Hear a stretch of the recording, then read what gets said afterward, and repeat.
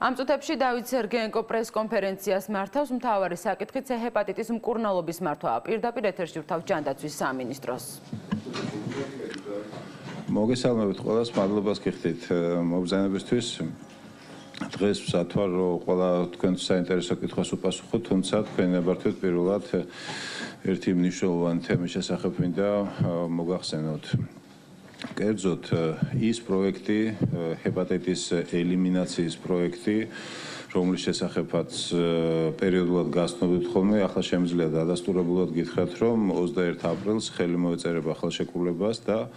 ხელმოწერიდან უახლოესი დღეების განმავლობაში უკვე პირველი, ასე ვთქვათ, მსხვილი პარტია 5000 ადამიანის სამკურნალო დოზა, პირველი იმ ადამიანებისთვის, ვისაც ყველაზე უფრო ჭირდებათ კლინიკური მდგომარეობის გამო, უკვე შემოვა. რაც შეეხება კონკრეტულ მონაცემებს, ამის შესახებ ხელმოწერის დღეს გაგაცნობთ ყველას, ვგულისხმობ მისდომადობას ამ მედიკამენტებთან, თუმცა კიდევ ერთხელ გარწმუნებთ, რომ ეს იქნება ბევრად უფრო მისდომადე, ვიდრე ნებისმიერი პრეცედენტი, თუნდაც ეგვიპტის პრეცედენტი, მაგრამ ხაზი მინდა გაუსვა ძალიან მნიშვნელოვან მოცემულობას, რომ ის პაციენტები, ვინც დაიწყებენ მკურნალობას, და ზოგადად C ჰეპატიტის მქონე პაციენტები ძალიან კარგად უნდა იყვნენ ინფორმირებულები და გაცნობიერებული უნდა ქონათ იმის შესახებ, რომ მკურნალობა არ ნიშნავს, რომ ღვიძლის ფუნქცია მყისიერად და სრულად დაუბრუნდება თავის საწყის მდგომარეობას. ეს არის ინფექციის მოსპობა და არა საკუთრივ ღვიძლის ფუნქციის გაუმჯობესება. ძალიან ხშირია შემთხვევა, როდესაც პაციენტებმა გაიგეს რა ამ მოსალოდნელი პროექტის შესახებ, იმ რეჟიმს საერთოდ თავი დაანებეს თავის მოვლას და ძალიან ხშირი არის შემთხვევები, უკვე კონკრეტული ბევრია შემთხვევა, როდესაც ეს ადამიანები იმის იმედით, რომ აიხლა სუმალე მკურნალობას დაიწყებენ, უკვე საერთოდ ხელი აიღეს რეჟიმის დაცვაზე, ღებულობენ ალკოჰოლს, საერთოდ არ იცავენ იმ ძირითად საბაზო პრინციპებს და ხაზი მინდა გაუსვა ყოველგვარი დრამატიზირების გარეშე, რომ კატეგორიულად მიუღებელია და ესეთი მათი, ასე ვთქვათ, დამოკიდებულება ამ დაავადებისადმი არის ფატალური მიდგომა, ძალიან დიდი რისკების შემცველი. რას გულისხმობ ამაში? ის ადამიანები, ვისაც აქვთ ჰეპატიტი C, პირველი რიგის ამოცანა,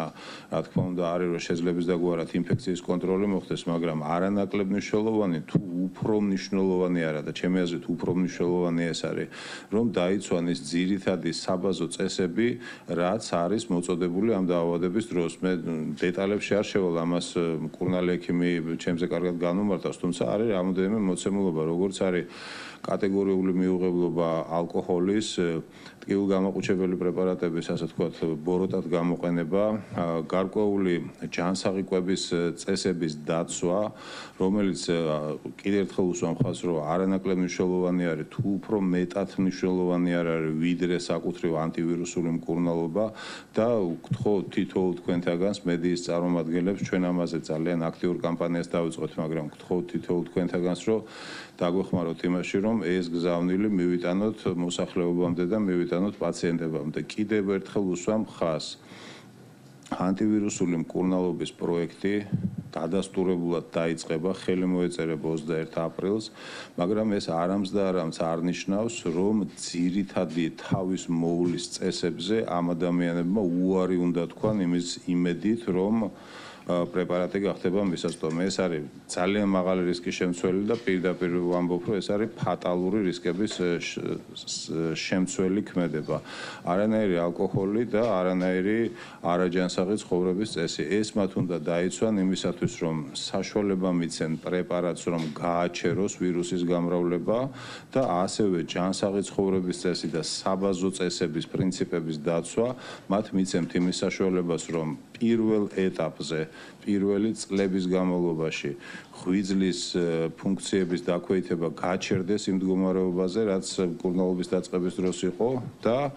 წლების მერე და ამას მთელი ცხოვრება მობილიზაცია ჭირდება და გარკვეული წესების დაცვა შეიძლება ნაწილობრივ აღდგეს და უფრო ჯანსაღად, ასე ვთქვათ, მოემსახუროს მთლიან ორგანიზმს, თუ შეიძლება ასე ითქვას. ეს იყო პირდაპირ ჩართვა ჯანდაცვის სამინისტროდან დავით სერგეენკომ C ჰეპატიტის მკურნალობის